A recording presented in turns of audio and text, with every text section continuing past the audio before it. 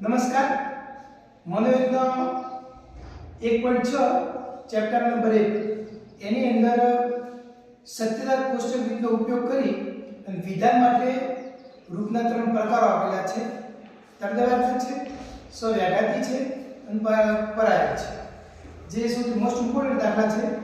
20 દાખલા છે. એમાંથી હું તમને 3 દાખલા ગણાવવાનો છું. જો 3 દાખલાની અંદર એક રૂપ આપેલું છે અને વિભાગ નંબર D ની અંદર આ 3 ગુણો પૂછાય છે. બહુ ઇમ્પોર્ટન્ટ છે એટલે થોડું ધ્યાન રાખજો. જો કેવી રીતે સત્યતા કોષ્ટક દોરાય છે એની તમને સમજૂતી આપીશ. તો જો રૂપ પરીક્ષાની અંદર પૂછાયેલું છે તો સૌથી પહેલા તમારે શું કરવાનું? સારા વિધાન નક્કી કરવાના કે સારા વિધાન કેટલા આપેલા છે. તો જો સારા વિધાન નક્કી કરતા હો તો યાદ રાખો કે આ P છે સારું વિધાન છે, Q છે સારું વિધાન છે, P ફરીથી આવે છે એટલે સારું વિધાન એક વખત ગણાય, Q ફરીથી આવે છે સારું વિધાન એક વખત ગણાય. આ ખાસ તમારે ધ્યાનમાં રાખવાનું. હવે વાત કીધી કે સત્યતા કોષ્ટક દોરવું કેવી રીતના પ્રશ્ન છે. તો જ્યારે સત્યતા કોષ્ટક દોરતા હોઈએ ત્યારે સૌથી પહેલા તમારે એક તમારે લખવાનો P, આના પછી લખવાનો Q. આ તમારા બે સાદા વિધાન છે. હવે સાદા વિધાન પછી આ તમારા સાદા વિધાન નંબર આપવાનો A, એ નંબર આપવાનો B. હવે જો આપણે પ્રોસેસ શું કરવાની તમારે? જેટલા કારક આવે એટલા તમારા ગુણસ્તંભ આવે. કારક ગણી લેવા. બે સાદા વિધાન લખી દે.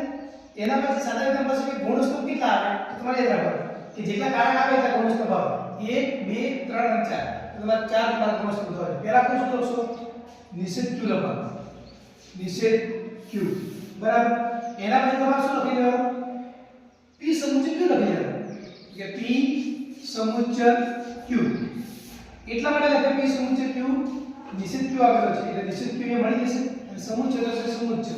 આ તમને આપણું પદ છે એ તમને મળી જશે જવાબ ઉપરથી. એટલા માટે હવે એના પછી શું લખવાનું? P સર્ટી Q લખી દેવાનું. શું લખવાનું? P સર્ટી Q. બરાબર. અને છેલ્લે લખી દેવાનું શું હતું? હવે વિકલ્પ લખી દો આખું વિધાન કે P સર્ટી Q કૌંસ પૂરો વિકલ્પ કૌંસમાં P સમુચ્ચય નિષેધ Q કૌંસ. હવે આ તમારો થયું ગુણ સ્તર. હવે વ્યવસ્થિત રીતે આ લાઈન દોરી જાય કમ્પ્લીટલી. બરાબર. નંબર આપી દેવાના ઉપર. આ છે 3 4 5 અને 6. બરાબર. હવે એના પછી તમારે શું કરવાનું? હવે તમારે હરોળ દોરવાનું. હવે હરોળ માટેનું સૂત્ર છે, પછી સાદા વિધાન માટેનું પણ સૂત્ર છે, પણ આટલી બધી તમે ટાઈમ વેસ્ટેજ કરો એના કરતા શોર્ટ એન્ડ સ્વીટ કે બે સાદા વિધાન આવે તો હરોળ આવે 4. મસ્ત હરોળ દોરાય 4. આ પ્રમાણે હરોળ દોરાય.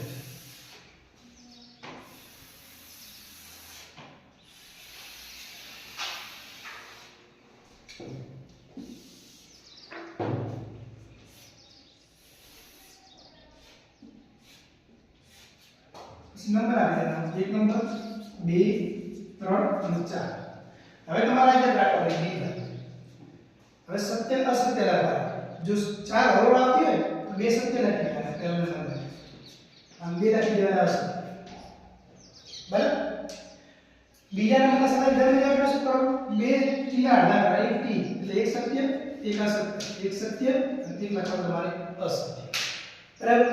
હવે પછી નિયમ લગાવવાનો. એ શું આપેલો છે? Q. તો આ Q મળી ગયું. કયા નિયમ આપેલો છે? નિષેધ. નિષેધનો નિયમ લગાવો કે જો સત્ય હોય તો શું આવે? અસત્ય. અસત્ય હોય તો સત્ય. સત્ય હોય તો અસત્ય. અસત્ય હોય તો સત્ય. કયા ઉપર નિયમ લાગ્યો છે? તો કે 2 નંબર ઉપરથી એ લખાવો 2 નંબર. કયો નિયમ લાગ્યો છે? તો કે નિષેધ. રેડી? એના પછી શું હોય? P સમુચ્ચય નિષેધ Q જોજો. P છે 1 નંબર ઉપર છે. નિષેધ Q છે કયા નંબર ઉપર છે? 3 નંબર ઉપર. કયો નિયમ લાગે છે? તો સમુચ્ચય. સમુચ્ચય નિયમ યાદ કરો કે સત્ય સત્ય તો સત્ય પહેલા આવે છે ના, બીજામાં આવે છે સત્ય સત્ય તો એને લખવાનું સત્ય. આમ આવે છે ના, આમ આવે છે ના, બાકી શું આવશે? અસત્ય. કયો નિયમ લાગે છે? P છે કયા નંબર ઉપર આપેલો છે? તો કે 1 નંબર ઉપર. Q નિષેધ Q છે કયા નંબર ઉપર આપેલો છે? 3. કયો નિયમ છે? તો કે સમુચ્ચય. રેડી? એના પછી P સર્ટી Q. તો P છે 1 નંબર ઉપર, Q કયા નંબર ઉપર? તો કે 2 નંબર ઉપર. નિયમ કયો છે? સત્ય નિયમ તો સત્ય અસત્ય તો અસત્ય. પહેલા છે ના, બીજા છે જો સત્ય અસત્ય તો એ શું આવશે? અસત્ય. આના પછી આવે છે ના, આમાં છે ના, બાકી બધા શું આવશે? સત્ય.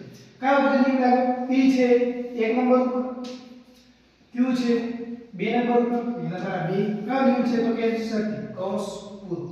હવે જો P સત્ય Q, તો જો P સત્ય Q, P સમુચ્ચય નિશ્ચિત Q, P સમુચ્ચય નિશ્ચિત Q. મળી ગયું? મળી. કોઈ નિયમ લાગે છે? વિકલ્પ. નિયમ ઊંધો લાગે છે તો ઊંધો નિયમ લગાવવાનો ધ્યાન રાખો. ખાસ પરીક્ષામાં આવા દાખલા પૂછાતા હોય છે. કેમ કે તમારું લોજિક ચેક કરવા માટે. તો જો પહેલા P સત્ય Q આપેલો છે, એ P સત્ય Q હોય તો આ નિયમ લાગે. P સત્ય Q પહેલો ને ઉપર આપણે એટલે 5 અને 4 ઉપર નિયમ લાગશે ઊંધો. વિકલ્પનો નિયમ લાગે છે. વિકલ્પનો નિયમ એવો છે કે અસત્ય અસત્ય તો અસત્ય. પહેલા આવે છે ના, બીજામ છે ના, ત્રીજામ છે તો નથી, ચોથામ છે તો કે ના. બાકી ધર્મ શું આવશે? તો કે સત્ય સત્ય. કયા નિયમ લાગે છે? જો P સત્ય Q છે 5 નંબર ઉપર છે, P સમુચ્ચય નિશ્ચિત Q કયા નંબર ઉપર છે? તો કે 4 નંબર, તો એના પર 4 નંબર. કોઈ નિયમ લાગે છે? તો કે વિકલ્પ તો એટલે ફોર્મ્યુલા લખે. બરાબર. હવે તમારે શું કરવાનું આટલું થયા પછી એની આપણે તમારે સમજૂતી. હવે જો સમજૂતી આપતા હોઈએ ત્યારે નીચે લખી દે સમજૂતી. શું લખવાની? સમજૂતી. સમજૂતી લખતા હો તો પહેલા ઉપર જે માહિતી આપેલી છે એ લખવાનું. જો હું તમને સમજાવું કે ઉપરના સત્યતા કોષ્ટકમાં કુલ કેટલા સ્તંભની રચના કરવામાં આવી છે? તો કે 6 સ્તંભોની રચના કરવામાં આવી છે, જેમાં સ્તંભ નંબર કયો છે? લાસ્ટ બાજુ 6. કે 6